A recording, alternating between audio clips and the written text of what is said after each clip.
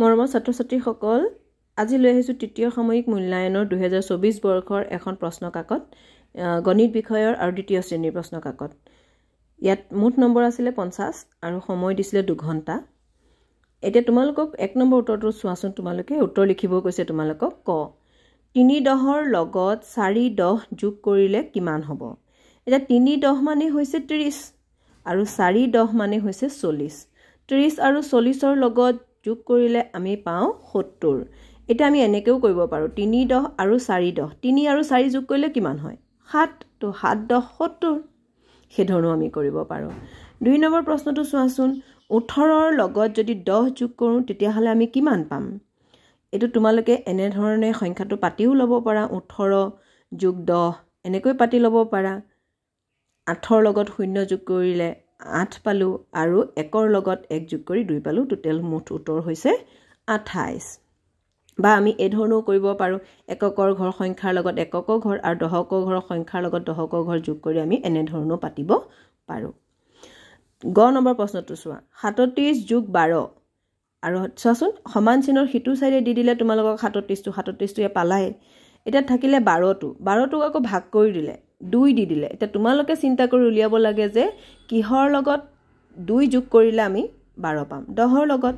তো এনেধৰণে খালী ঠাইটো তোমালোকে পূৰ কৰিব পাৰিবা। 1 ডজনত কেইটা থাকে? তোমালোকে কিতাপত পাইছাই পঢ়োঁতে। তো 1 ডজনত থাকে 12টা। 9 নম্বৰ প্ৰশ্নটো চোৱা। এখন কিতাপ আৰু এটা বেলুনৰ মাজত কোনটো পাতল?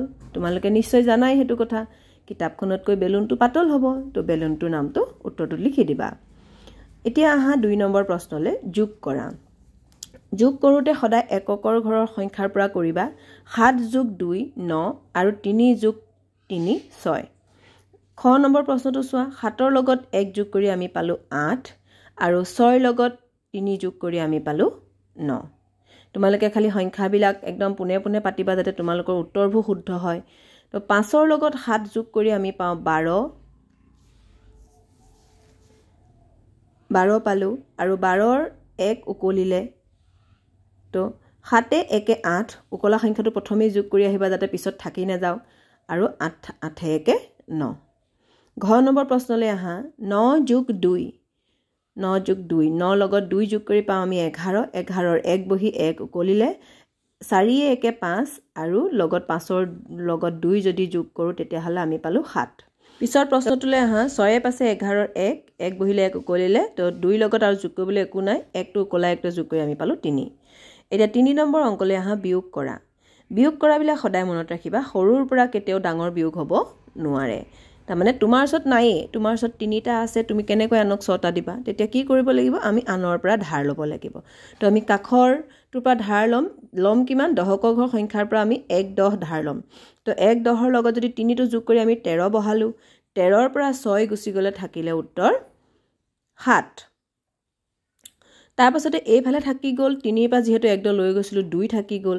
এতিয়া 2ৰ পৰা যিহেতু দিবলৈ কাকো একো নাই সেইকাৰণে 2টো তললৈ নামি আহিব। খ নম্বৰ প্ৰশ্নটো চোৱা। 2ৰ পৰা 7 2 যিহেতু সৰু সংখ্যা কেতিয়াও 12 যাব নহয়, তাক আমি 12 বনাব লাগিব আৰু এইফালে থাকি গ'ল 2। তো 12ৰ পৰা যদি 7 গুচি যায় তেতিয়া আমি থাকে 5 আৰু 2ৰ পৰা যদি 1 গুচি যায় থাকে 1। গ নম্বৰ প্ৰশ্নটো চোৱা। 4ৰ পৰা 6 যাব নোৱাৰে সেইকাৰণে আমি ইয়াক কৰিব লাগিব কিমান? 14। 6ৰ পৰা 1/10 ধাৰ লৈ 14 কৰিলোঁ আৰু 6ৰ ওচৰত থাকি গ'ল 5/10। তো 14ৰ পৰা যদি 6 গুচি যায় তেতিয়া থাকিব 8 আৰু 5ৰ পৰা যদি 4 গুচি যায় তেতিয়াহ'লে থাকিব কিমান? 1। ইয়াৰ পিছৰ প্ৰশ্নলৈ আহা। ঘ নম্বৰ প্ৰশ্ন। 4ৰ পৰা 8 বিয়োগ হ'ব নোৱাৰে তেতিয়াহ'লে আমি কি কৰিব লাগিব? ইয়াকো সেই একেধৰণে 14 বনাই ল'ব লাগিব আৰু আগত 3/10ৰ পৰা যিহেতু 1/10 লৈ গ'লোঁ সেইকাৰণে ইয়াত থাকিব কিমান? 2/10। তো 14ৰ পৰা 8 গুচি গ'লে থাকিলে 6 আৰু 2ৰ পৰা 1 গুচি গ'লে থাকিলে 1। তাৰ নেক্সট প্ৰশ্নটো চোৱা। 9ৰ পৰা 5 যিহেতু 9টো ডাঙৰেই, তোমাৰ ওচৰত 9টা আছে, তুমি 5টা কাৰোবাক দি দিব পাৰিবা। 5টা দি দিলে তোমাৰ ওচৰত থাকিলে 4 আৰু 3ৰ পৰা 2 গ'লে থাকিলে 1। এইখিনি হৈছে তোমালোকৰ যোগ আৰু বিয়োগ কৰা অংকখিনি ইমানখিনিয়ে। 4 নম্বৰ প্ৰশ্নটো চোৱা এতিয়া এখন পথাৰত 45টা গৰুৱে ঘাঁহ খাই আছে অলপ পাছত আৰু কেইটামান গৰু আহিল কেইটা গৰু আহিল আমাক কোৱা নাই কিন্তু 45টা আগতে সেই পথাৰখনত আছিল এতিয়া পথাৰখনত 61টা গৰু হ'ল এতিয়া মুঠ গৰু কেইটা 61টা আৰু 61টাৰ পৰা আগতে থকা গৰু সংখ্যাকেইটা যদি আমি বিয়োগ কৰি দিওঁ তেতিয়া হলে পিছত অহা গৰুৰ সংখ্যাকেইটা আমি পাই যাম তো চোৱাচোন 11ৰ পৰা যেহেতু 1ৰ পৰা 5 যাব নোৱাৰে সেই কাৰণে আমি কি কৰিব লাগিব ইয়াক আমি 11 বনাব লাগিব 6ৰ পৰা আমি ধাৰ ল'ব লাগিব 6 10ৰ পৰা 1 10 ধাৰ লৈ ললো ধাৰ লৈ পেলাই আমি তাক 11 কৰিলো 11ৰ পৰা 5 গুচি গ'ল 6ৰ ওচৰত 5 থাকি গ'ল 11ৰ পৰা 5 গুচি গ'লে থাকিলে 6 আৰু 5ৰ পৰা 4 গুচি গ'লে থাকিলে 1 এতিয়া ইয়াৰ মুঠ উত্তৰটো হৈছে 16টা উত্তৰটো হৈছে পিছত অহা পাছত অহা গৰুৰ সংখ্যা হ'ল